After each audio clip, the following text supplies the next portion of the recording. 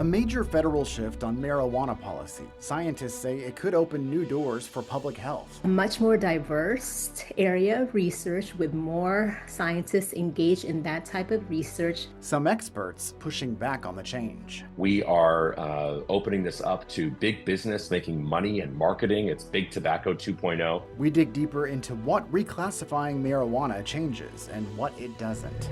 We're already cutting these essential things, and then to add on top of that, attorney fees. School districts across Texas spending tens of thousands of dollars to fight the Attorney General's office. Why the state's legal strategy is putting a strain on schools.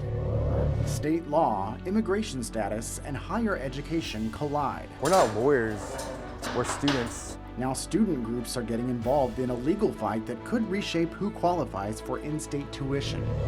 Produced from the Capitol in Austin and airing statewide, this is the award-winning State of Texas. Hello, and thank you for joining us. I'm Josh Hinkle. The Department of Justice reclassified state-licensed medical marijuana from a Schedule I drug to a less strictly regulated Schedule III drug. Here in Texas, only people with qualifying medical conditions can buy and consume medical marijuana through the state's compassionate use program. But the DOJ's actions could make it easier to research the health effects of marijuana. Capitol reporter Dylan McKim spoke with one researcher in Dallas. Dr. Francesca Philby is studying the effects of cannabis on the brain at the University of Texas at Dallas. Just this year, she's published 3 different studies. Not just whether you use or not, but whether it leads to problems. In her years of research, cannabis has been a Schedule I drug, meaning it was not considered to have any accepted medical use. That created barriers. Studying a Schedule I drug requires a DEA license, various safety measures, and cumbersome reporting. Only few of researchers can actually do it because they have to be from an institution who can support whatever the policies and regulations are. But on Thursday, the Trump administration took a huge step to reclassify cannabis to a Schedule III drug. Dr. Philby says that will loosen some restrictions. A much more diverse area of research with more scientists engaged in that type of research. Currently, Texas is expanding its medical marijuana program to provide better access to qualifying Texans. One of the suppliers in the program celebrated the change. We have a lot of patients right now in the teacup that straddle the line between federal illegality and state legality. This order now ends that. But the Trump administration faces pushback. It's about politics, not science. Kevin Sabet was the White House drug policy advisor for 3 presidents. He supports more research into cannabis, but worries about negative impacts. We're opening this up to transnational criminal groups. We are opening this up to big business making money and marketing. It's big tobacco 2.0. Back at UT Dallas, Dr. Philby said more studies will need to look at the dosage of marijuana. You've got prescribers who don't really have clear guidance on how to prescribe because those studies are very limited. But for researchers, the change could mean more opportunity to find answers to a long list of questions. Dylan McKim, State of Texas. We want to look a little closer at the public health impact of reclassifying marijuana. Dylan spoke with Catherine Harris, a drug policy expert at Rice University, and their discussion digs deeper into the potential for progress and the unanswered questions surrounding the change. This latest change from the Department of Justice to change cannabis from Schedule I to a Schedule III drug, what does that mean for Texas and Texans? Yeah, so just kind of high level, the change that the Department of Justice announced was that it moved FDA-approved marijuana products and state-licensed medical marijuana products into Schedule III. So they're essentially trying to create 2 lanes right now for already approved medical products versus recreational marijuana products. Recreational marijuana products are still in Schedule I. There's a hearing that's scheduled later in June to determine the classification for those substances, but this applies just to medical products. So in Texas, we have the Compassionate Use Program, which is a medical marijuana program. And under this ruling, those products immediately should be now classified as Schedule III substances. What does that mean for research into this drug? Yeah, so here's where it gets a little bit more uncertain. So on the research side of things, moving medical marijuana from Schedule 1 to Schedule 3 can remove some of the barriers from the Drug Enforcement Administration as it relates to clinical trials, right? So now, theoretically, researchers, if they're registered with the Drug Enforcement Administration, should be able to use marijuana that's from state licensed entities. Some of the places where it's a little bit uncertain are that the DEA mentions, for example, that researchers have to be registered, the businesses have to be registered, and there's not a clear pathway yet for what that side will look like. There's also the role of the FDA. So the FDA still has a lot of say in the clinical trial pathway, and you have to meet certain conditions to be in alignment with FDA protocol for clinical trials, and all of that will still remain in place even with Schedule 3. You know, I think it's really important on the research side when we're talking about the health effects of some of these products. It's important that research be done with real world products, right? And so that kind of the reference to that research grade marijuana, if you will, that isn't necessarily representative of what people are using. That's a limitation in the research, right? Because we're not replicating real world conditions. And so hopefully this can create a pathway for researchers to use stuff that is sold in the state license market, like here in Texas, that is sold through the compassionate use program. But some certain things are still going to matter, right? There's still going to be this issue of registration, of FDA clearance. We haven't heard from the FDA yet on how they're going to respond to this. And then the other issue, of course, is going to be the funding and where that funding might come from, especially for smaller entities. Who's going to fund that research? You know, historically, the federal government has been a major funder of research on marijuana. But, you know, if we look at the administration's recent budget proposals for the National Institute of Health, which is one of the bigger funders, they're proposing cuts. So, you know, there is this pathway for it, but again, a lot of things still kind of have to line up, and funding is going to still be a key part of that, especially for smaller actors. Anything else you want to add, Catherine? I would just, you know, I think that this is, you know, the uncertainty aside of this, it really is representative of a historic shift in how the federal government is responding and approaching substance use. And I think if you take this together with the Trump administration's earlier announcements regarding, you know, advancement of research in psychedelics, I think it does point to a shift in attitudes and a growing acceptance of at least exploring further the medical potential of some of these alternative substances that people seem to be relying on increasingly. There is also a new development in the legal battle over the state's ban on intoxicating hemp. A district judge paused enforcement of the ban. That came in response to a lawsuit hemp industry leaders filed against the Department of State Health Services. Starting Tuesday, the hemp industry will be in court in Travis County to argue for the enforcement pause to be extended to the end of the lawsuit's trial. The decision will have significant economic ramifications. Many hemp retailers say most of their sales come from products DSHS aims to ban. Camp Mystic is pushing to reopen, but first they'll have to answer questions at the Capitol. The new developments as state lawmakers investigating the deadly floods prepare for testimony at a key hearing. School districts suing and being sued by the state. The volume of litigation from the Attorney General's office, that clearly is without any historical precedent. Our investigation explores the legal pressure from the Texas Attorney General's office and the impact on public education.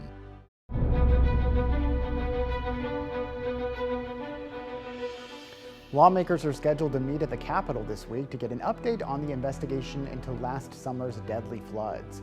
Members of both the House and Senate General Investigating Committees on the July 2025 flooding events will hold hearings at the Capitol. Both committees will meet concurrently to hear invited testimony, including from investigators. The hearings are scheduled for both Monday and Tuesday. Members of both committees met for the first time last week in Kerr County. They toured the Camp Mystic site where 25 girls and 2 camp counselors died during the flood. Reporters were not allowed onto Camp Mystic's property, but our team did observe the camp from across the river as lawmakers toured the site. When the committees were formed last fall, Lieutenant Governor Dan Patrick and Speaker of the House Dustin Burrows said the 10 members are tasked with getting to the bottom of what happened at Camp Mystic. Along the road to the camp, many locals sent a message to the lawmakers. They held up signs with the number 119 on them, a message to focus on all the flooding victims, not just the ones who died at Camp Mystic. The Attorney General's office is really focused on somewhat disputed, culture war issues. From culture war complaints to court battles, school districts face costly fights with the state. Our investigation explores the growing legal pressures on Texas schools. In-state tuition for undocumented students is under legal challenge. The case could determine who has access to college in Texas, how some student organizations are getting involved in the case.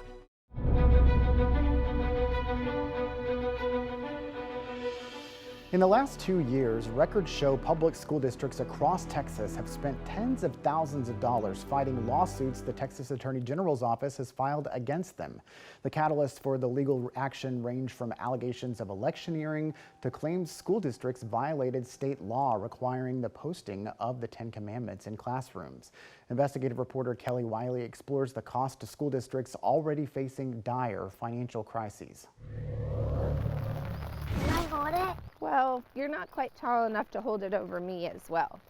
So that might be tough. Round Rock ISD mom Carissa Shuttlesworth never thought she'd be so concerned over her school district's budget issues. Here comes the bus. But recent school board meetings where the district has discussed making cuts to prevent a deficit next school year have her paying attention to what her kids might lose in the process. Love you. Value conversations are happening across the state as districts deal with multi-million-dollar budget deficits.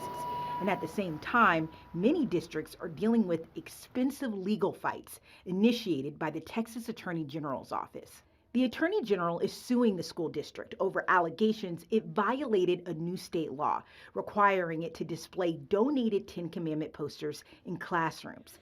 The district's litigation deductible is $100,000 per claim, which means it would have to spend that much before its insurance begins covering the costs. As of March, the district had already spent more than $3,000 on litigation. We're already cutting these essential things, and then to add on top of that, attorney fees and all that sort of stuff. Since 2024, court records show Attorney General Kim Paxton's office has sued at least 11 school districts.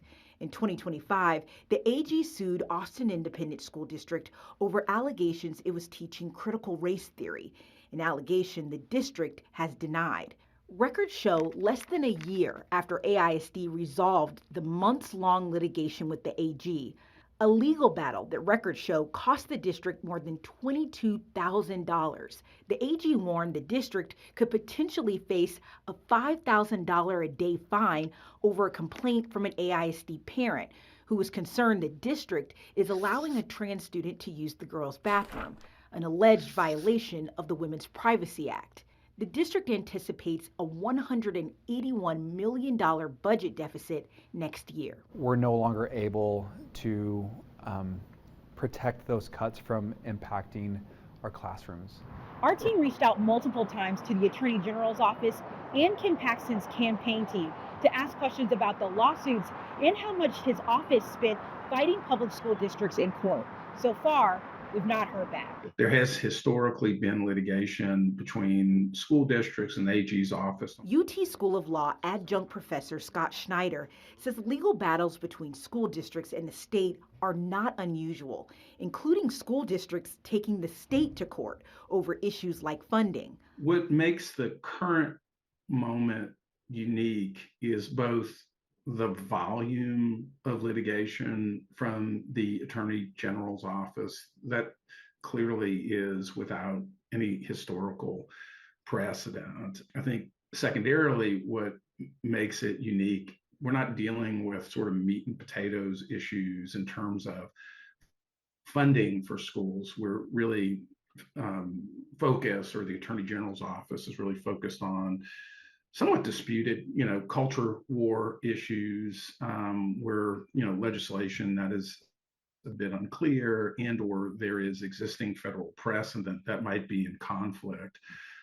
with state law. When the AG sued Round Rock ISD and 2 other school districts in 2025, The Fifth U.S. Circuit Court of Appeals was already set to consider arguments over the constitutionality of displaying Ten Commandment posters in public schools. Round Rock ISD officials told us then they hope to avoid using scarce district resources for litigation when the question will be fully addressed by the Fifth Circuit in an upcoming decision. That decision came down this week, ruling the state could require schools to display the Ten Commandments. Experts say it's likely to head to the U.S. Supreme Court next. Leander ISD said it spent more than $1,600 on legal fees before signing an agreed order with the AG's office, even though the district insisted it had already displayed donated copies of the posters in classrooms. Galveston ISD said it already spent more than $18 grand on the litigation that has now been moved to federal court. A spokesperson for the district said in an uncommon move, outside donors have covered the district's litigation expenses. These lawsuits can be quite expensive for school districts. Many tell us they're trying to settle quickly. They're signing agreed orders with the Attorney General, much like what we saw Austin ISD do. The most expensive litigation we saw was out of Frisco ISD. That district was one of 7 school districts that were accused by the AG of electioneering in the months before the 2024 election. Records show Frisco ISD spent $67,000 fighting that lawsuit before it settled. In Austin, Kelly Wiley, State of Texas. The agreed orders between school districts and the Attorney General largely state that they will agree to follow the law. It does not mean the district is guilty of violating the law. Our team tried to get a copy of the agreed order with Leander ISD, but so far we have not been able to view the order. We know who these people are, we know who they're not, and we know they're people of fine character. The battle over undocumented students and in-state tuition heads back to court. Now student groups are joining the case, spotlighting what's at stake.